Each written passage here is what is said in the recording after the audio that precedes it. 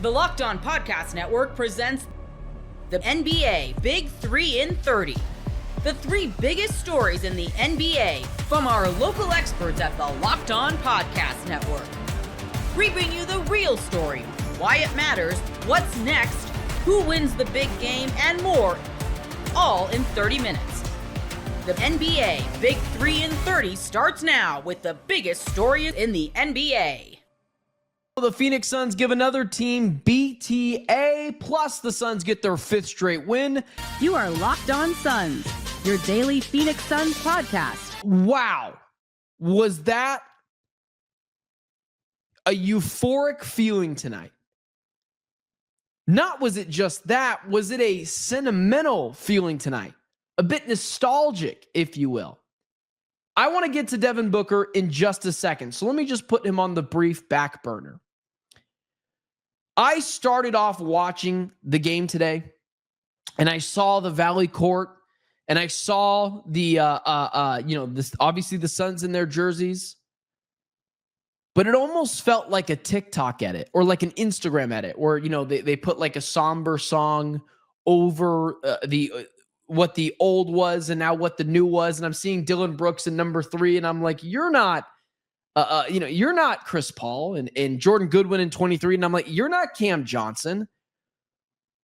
And at the beginning, I felt a little sad. Like I was legitimately a little like down about it. I was like, man, these jerseys, this court, this feels wrong. This feels like a sad breakup that happened that we should not have went back to, but we really want to because we only remembered the good times.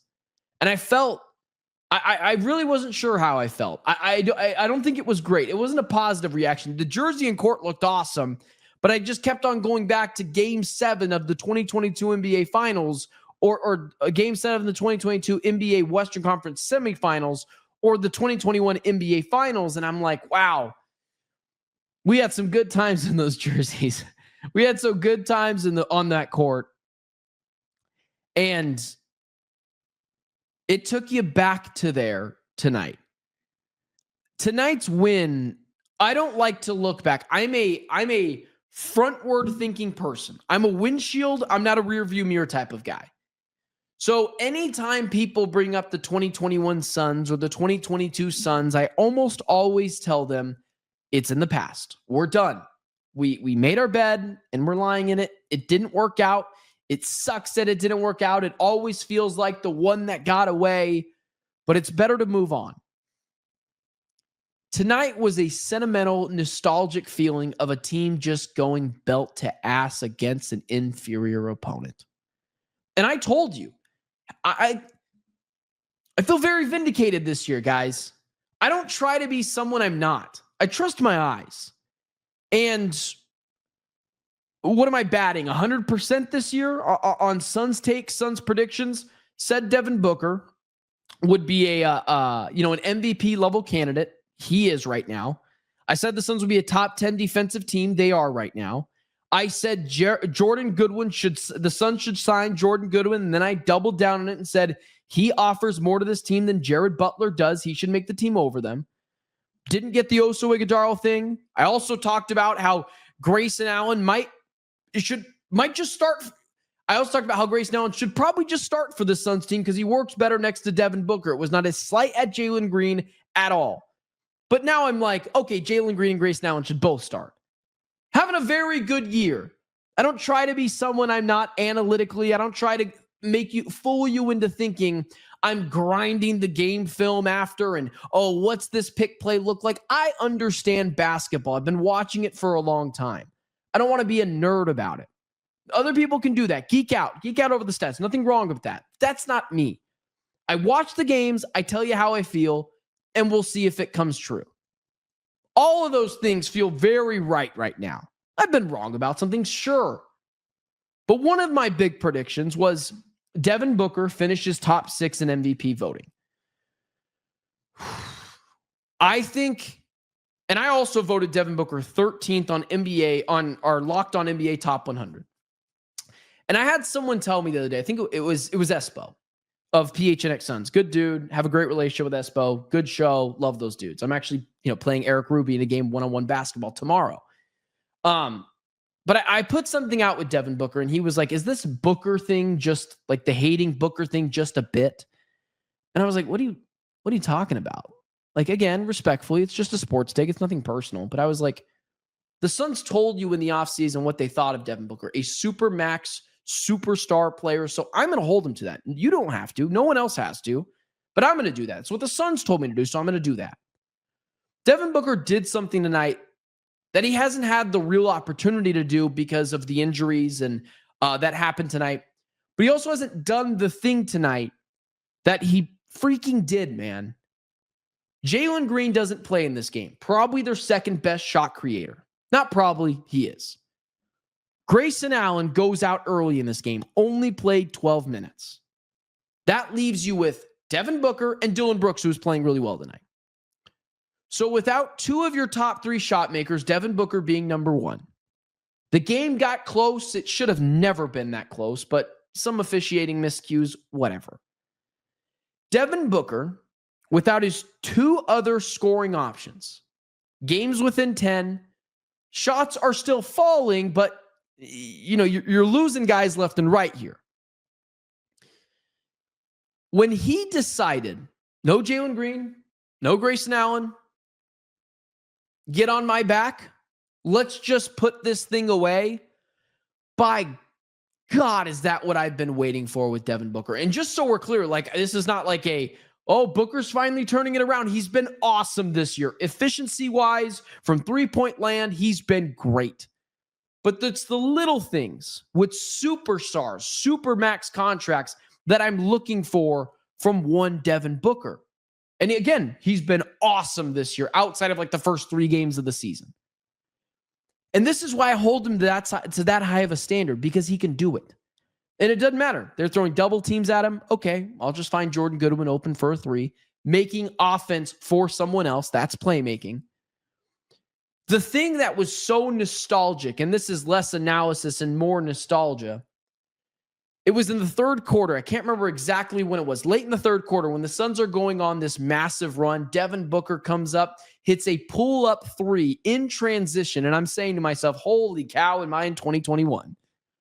Big bucket after big bucket when other players who also are good shot creators aren't there because of injuries. That's what your superstar player does. Says, all right, things are getting not even out of hand. Things are getting a little uncomfortable. They're staying within striking distance. You let a team hang around long enough, it could bite you in the ass.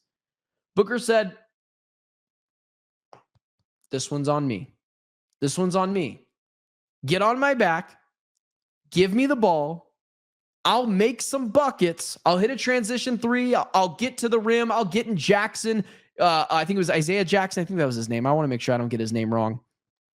Gets in Isaiah Jackson's face, former Kentucky guy, and just let him have it. Or I'm sorry, it was Isaiah Jackson. I was right there. Isaiah Jackson in this game, former Kentucky guy as well, just jawing at him. And you're like, where the hell am I? That was the pinnacle of Devin Booker tonight. And the Suns getting more of that was obviously shown in the box score. His, mini run by himself in that third quarter, then transitioned into a 20-0 run in the fourth quarter. When your superstar's rolling, other guys feel like, okay, double, triple teams headed his way. It's open bucket land for me. And you saw that tonight from some of the guys. Jordan Goodwin, again, Jordan Goodwin guy over Jared Butler guy. That's me. Raise my hand right here. 2 for 3 tonight, hit a big 3. Also had 9 rebounds in this game, 5 assists. Grayson Allen was really great in this game. He was 5 for 6, 1 for 2 from 3, but again, got injured. We'll talk about that in just a second, what people should feel about that. Devin Booker, 7 assists, but even bigger than that, even bigger than all that. One thing that Devin Booker has not been great at this year is taking care of the basketball. Now, he's the number 1 option. How big is the gap from 1 to 2? He's going to turn the ball over a little bit more. But not 5-7 turnovers a game. Can we cut that to 2, to 3? And tonight, he had 1 turnover night, took care of the basketball, 5 rebounds, 7 assists, found his spots. Just overall dynamic stuff from the Suns' supermax player. And it's exactly why I hold him to that high of a standard. Because Devin Booker is good enough to take this team into the play-in. And he's good enough to win the play-in tournament. Like, I'm not saying he's good enough to be your number 1 to win an NBA championship. I'm not claiming that. But what he does is top 15 players in the NBA stuff. Right now, he's playing like a top 10 NBA player. He's playing like a top 10 NBA player. Right now, he's playing like a top 10 guy. Best game of the season from Devin Booker. Best game of the season. Maybe not statistically, but my eyes don't lie to me. That was really impressive. Down 2 of your 3 best shot creators. No, I got this, guys. Hop on my back.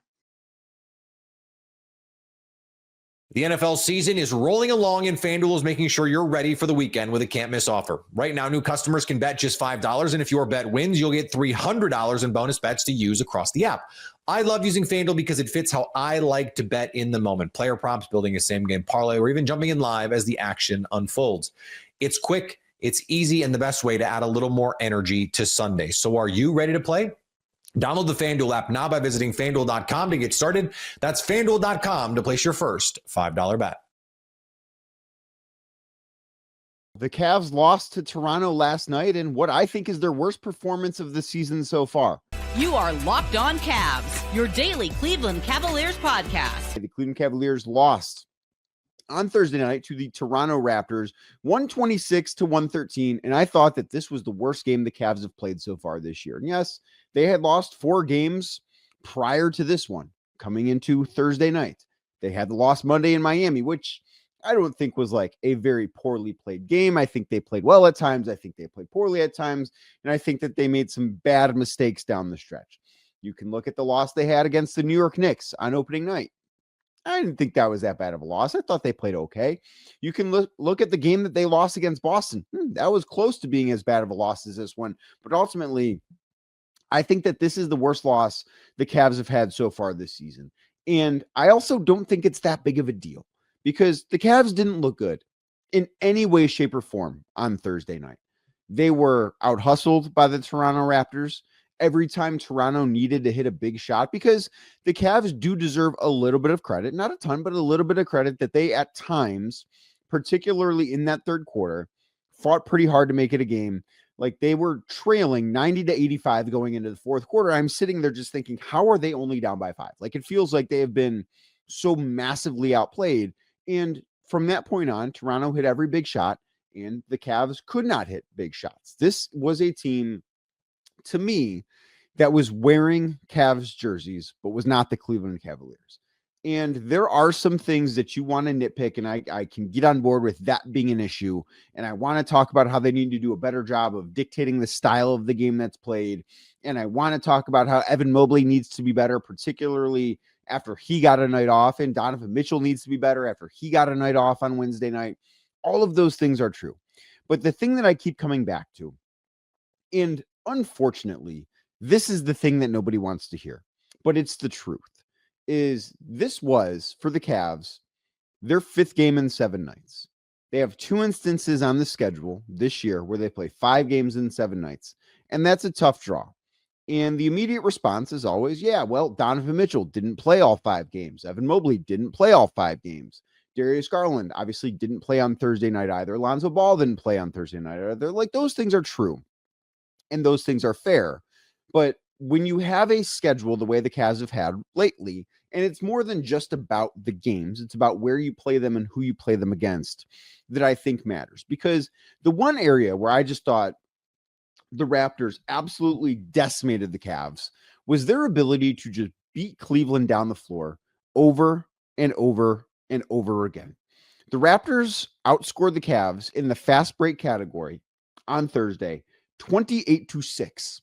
The Raptors on fast break attempts were 12 of 15 from the field.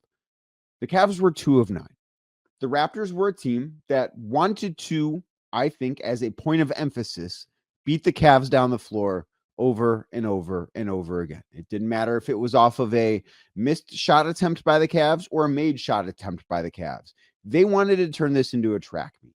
And the Cavaliers are capable of doing that. That is not when they're at their best. And I think that is something that we do need to talk about. But the Raptors did a great job of that, and they deserve a lot of credit for that. When it is a team's 5th game in 7 nights, that is an opportunity when one team is rested, which Toronto was in Cleveland long before the Cavs were in Cleveland for this game. It's an opportunity for Toronto to take advantage there, and they did that, and they deserve credit for it.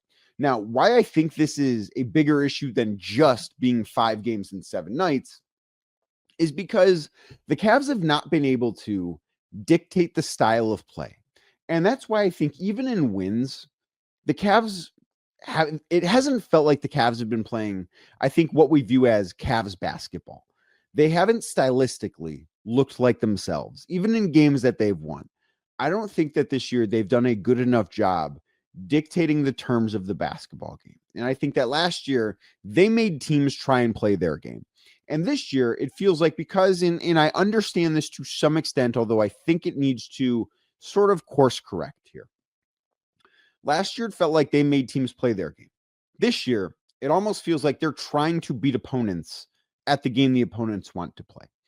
And as you go through the 5 games that they just played in 7 nights, because we've talked a lot, and I know that, there wasn't an episode immediately after Saturday's game, but we've talked a lot over the past week or so. Let's think about the teams that they've played. They started the stretch with a game in Washington. The Washington Wizards are not a very good basketball team. They are one of the worst basketball teams in the entire NBA. But you know what the Washington Wizards are? They are a fast basketball team. The Wizards came into Thursday night 3rd in the NBA in pace, averaging 103.86 possessions per game.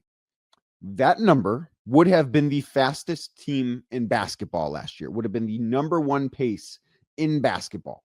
The day after that, they played the Chicago Bulls. What do the Chicago Bulls want to do? They want to get up and down the floor. The Bulls are number 4 in pace in the NBA so far this year. And then they have a day off on Sunday. They go to Miami for 2 games against the Heat. The Miami Heat are the number 1 team in pace in basketball this year, averaging 106.7 possessions per game.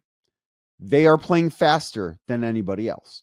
So it's not just that the Cavs have played 5 games in 7 nights, but it's that the Cavs played these games. And by the way, Toronto came into the game on Thursday ranked 10th in pace. This game actually, it's difficult to think of it this way because the pace of this game was actually very slow, despite how well the Raptors were able to get up and down the floor. The Cavs tried to slow this game down. It just didn't quite work because they couldn't hit shots. When you try and slow the game down and you shoot 24% from beyond the arc, it's just not going to work. But the Cavs haven't been able to play at their own pace in any of those 4 games. Let's not even look at what happened on Thursday night.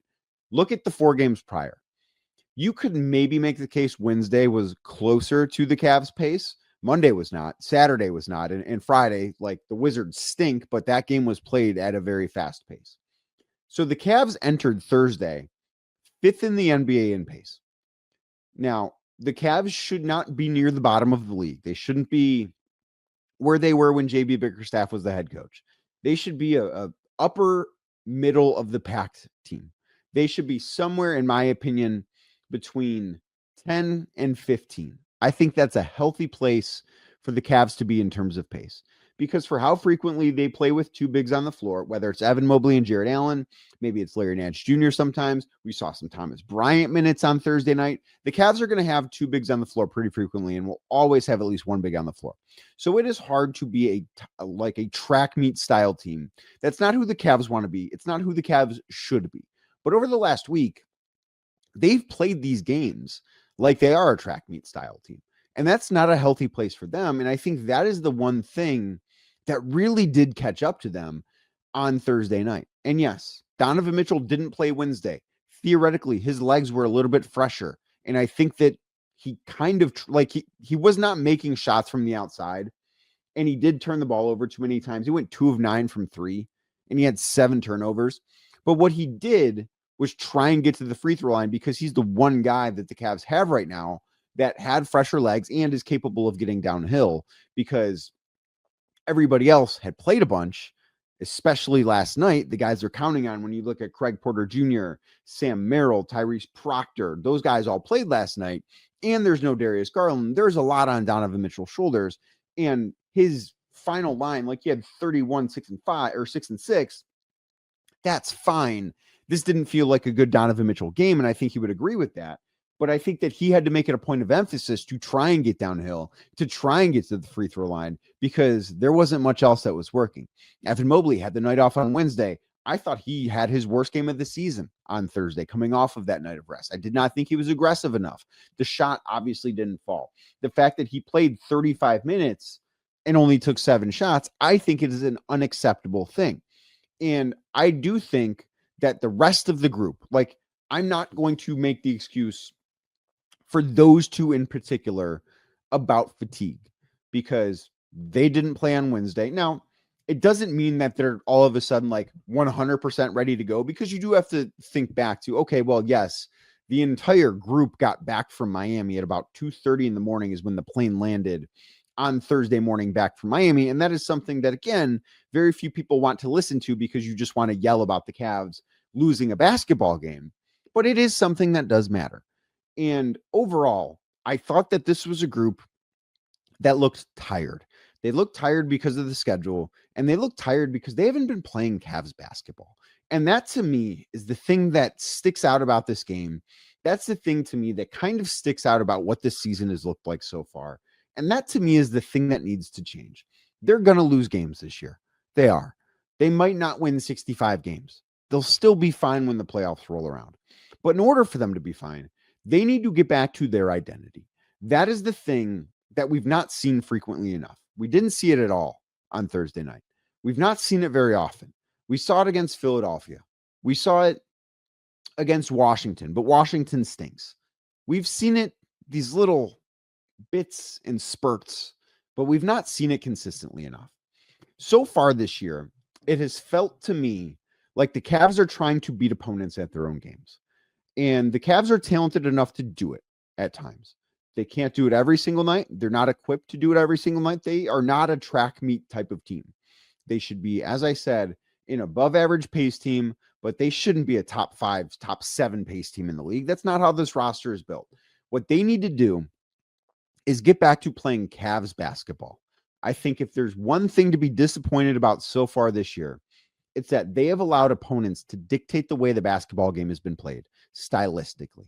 That, to me, is the number one thing that needs to change. And yes, I think Darius Garland will help that. And yes, I think that Max Strus, when he gets back, will help that. Those things are part of this conversation, certainly. But I also don't think that this frequently they should be playing a different style. Do they need to be malleable? Do they need to be able to play different types of styles to be able to win at the highest level? Of course they do. But they need to be able to have their own identity to fall back on. And that identity, I don't think, has been present enough. The NFL season is rolling along, and FanDuel is making sure you're ready for the weekend with a can't-miss offer. Right now, new customers can bet just $5, and if your bet wins, you'll get $300 in bonus bets to use across the app. I love using FanDuel because it fits how I like to bet in the moment. Player props, building a same-game parlay, or even jumping in live as the action unfolds. It's quick, it's easy, and the best way to add a little more energy to Sunday. So are you ready to play? Download the FanDuel app now by visiting FanDuel.com to get started. That's FanDuel.com to place your first $5 bet. The Hawks get a 4th straight win on a wild night in Salt Lake City. You are Locked On Hawks, your daily Atlanta Hawks podcast. Diving into what became a 132-122 road win for the Hawks in Salt Lake City against the Jazz. Their 4th straight victory, and the Hawks are now still unblemished on this road trip. They were shorthanded in this game. No Porzingis, no Trae Young, of course, is still out right now. Our friends at FanDuel had the Hawks as slight favorites. After the game, last night, actually, on Wednesday, the Hawks cruised to a blowout over the Kings. And I mentioned both before and after that game that the sneaky, most difficult game probably of those two was this Utah game because of the situation. And Matt Weiner, who is the Hawks sideline reporter / studio host on FanDuel Sports Network, gave a stat on the broadcast that basically over a massive sample of games, teams that play on the West Coast, like the Hawks did last night in Sacramento, and then have a back-to-back going to Utah, have like a 24% winning percentage. It's very, very difficult, and you hear this around the league, to play those back-to-backs in both Salt Lake City or Denver. Elevation, all of that. And yeah, the Jazz are not the best team in the world by any means, but it was a tough spot. Weird things happen in Utah. Like, for instance, last year, the Hawks won on a 50-foot game winner at the buzzer by Trae Young, if you recall, just last season in their one trip to Utah. So this wasn't that, but this is a wild, wild game. And honestly, the Hawks for like 3 quarters, maybe even 3.5 quarters, did not play very well, which might sound crazy, but I'll explain in detail on this pod. But in the first half, they scored 80 points. And obviously that's ridiculous. They tied their franchise record for 3-pointers in a half with 15. But they were still only up by a relatively modest amount because defensively they were playing very poorly. They just shot the heck out of the ball for 3 quarters. In fact, I would say the Hawks were pretty loudly bad defensively for 3 quarters. But I would say importantly, they figured it out in the last 6 minutes or so on defense. They were still down in the fourth quarter multiple times, but that closing kick combined with some truly historic shooting and 2 legitimately historic individual performances from Jalen Johnson and Onyeka Okongwu in this game, that was all enough to combine for, again, a pretty good road win. Like, there is nothing easy about playing a back-to-back in Utah. These guys are pros you're playing against. And while, context is important, and I like to give it on this podcast, getting that win is important, even if you kind of needed to shoot the heck out of the ball to do it. Because sometimes in the NBA, you got to shoot well. That's just what it is. So I want to start with the individual stuff, which I don't usually do, and we'll come back to it later on in the pod. But just to say this, Jalen Johnson and Onyeka Okongwu had legitimately historic games to the point where Vit Krejci can't miss a shot, and he's getting third billing at best on this pod. Jalen Johnson became the first player in the history of the NBA to have the following stat line or better: 31 points, 18 rebounds, 14 assists, and 7 steals. Obviously, the steals juice out a little bit, but still, like, never. No one has ever done that. Jalen was, obviously, he shot the ball great in this game. The passing, the rim attacks, everything. He was just ridiculous in this game. That's one of those nights where there's only 3 games in the NBA tonight. Perhaps that some people that are more casual observers of the NBA might finally be served some Jalen Johnson content and some, hey, this guy's really, really good content. He's going to be average. I've said before the season, I thought Jalen was going to be in the mix for All-Star team. He could certainly, this is kind of those kind of performances that kind of can push you there, I would say. And he was just absolutely ridiculous. Also, his 3rd triple-double of his career. First player, by the way, since 2009 to have 30 points and 7 steals in triple-double of any kind. He was the first time, his first half today was 20 points, 8 assists, 5 rebounds, 5 steals. No player in the NBA has had those numbers in a half since 1997. So all these crazy numbers, needless to say, Jalen was fantastic. Then you have Okongwu, who had a new career high with 8 3-pointers. A year ago, especially 2 years ago, it would have been unthinkable for Okongwu to hit 8 3-pointers in a game. In fact, his career high was 4 coming into the night, but he had 8 in this one, and he became only the 3rd player in NBA history to have at least 30 points, 10 rebounds, 2 steals, 2 blocks, and 8 threes in a game. Like, pretty crazy stuff on the whole. Those 2 guys obviously deserving of all kinds of plaudits because they combined for 63 points, 29 rebounds, 16 assists, and 9 steals in this game. Wild stuff from the by the way, they're very good friends. A fun front court and an awesome performance from those 2 in this game.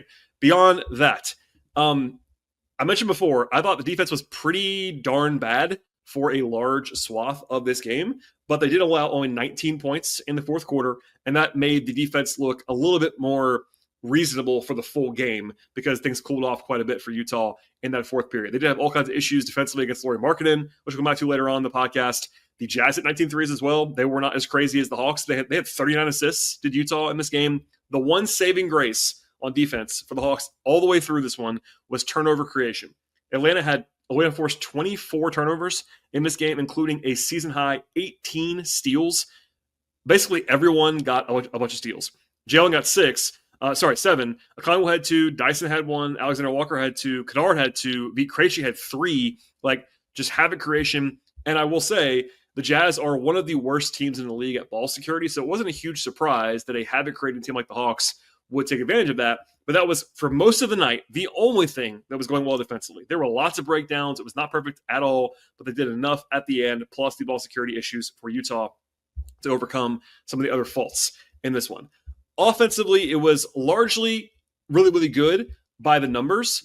I will say, aside from Jalen, most of the other stuff for the Hawks offense in this game was artificially juiced by the fact that they just couldn't miss a three for the majority of the night. And occasionally that happens.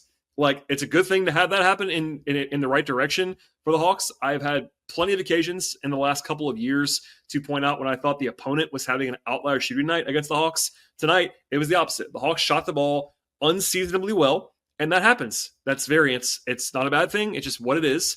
And the Hawks ended up 24 of 47 from three, even with the fourth quarter. The Hawks were actually 4 of 8, but in the third quarter, they really, really cooled off. I think they were 4 of 15 in the third quarter. They were a more reasonable percentage three-point shooting team in the second half, but still 51% on 47 attempts. They were one shy of a record for the franchise in three-pointers. That is the headliner as far as the team standpoint of this performance. Now, by the end, the Hawks ended up scoring about 1.2 points per possession in this game, which is good. Utah is a bad defensive team, but certainly that's a good number no matter what. Context be damned, basically, especially on the road in a back-to-back. It took some other stuff to get there. Like, Vit Krejci hit 6 threes. Kennard hit 4 threes. It was a crazy shooting night, but the Hawks did move the ball well. Again, they have racked up a lot of assists recently because they are really getting a lot of good quality looks and making them. Obviously, you got to make shots to have assists, and that was part of this. They had some ball security issues of their own. They had 18 turnovers. That's too many. The glass was certainly lost in this game to the point where they, even with forcing 24 turnovers, they actually lost the possession battle in this game. But when you shoot the way the Hawks shot, it's kind of hard to lose, honestly. Like, I was joking during the game, like, if the Hawks shoot 60% from three, they're probably going to win. They were threatening that. Like, at one point in the third quarter, I said to someone offline, like, there's a chance the Hawks set the record for the franchise in threes and still lose this game. And that was, like, very much in play, as crazy as that might sound, near the end of the game. But they stiffened up defensively down the stretch. They, won the battle turnovers. There really was basically nothing at the rim in this game. The Hawks only took 16 shots at the rim in the entire game. That's very, very low number. But they ran and they ran and they ran some more, and that's been a key during this run of positivity for the Hawks. They've been playing super fast. This is a high possession game, and you love to see that from this Hawks team, because that's their best chance to score efficiently. And you throw in the crazy shooting in this one, and it was more than enough. So that's kind of the big picture on this one. It's a good reminder that, like, getting a win is getting a win. I am a big proponent of giving the context. I try to give you, as mostly sickos listening to this podcast, all of the context and the nuance that you can handle. But in the big picture, getting a road win on a back-to-back in Salt Lake City when you are not even close to full strength is really, really good. And, this is a wild one. Jalen and Onyeka will be talking about this game probably for the rest of their lives, I'd imagine. But in the end, it's a 4th straight win for the Hawks. They're 8-5, and that's exactly where they want to be, especially in the middle of a West Coast trip that's been very profitable so far for Atlanta.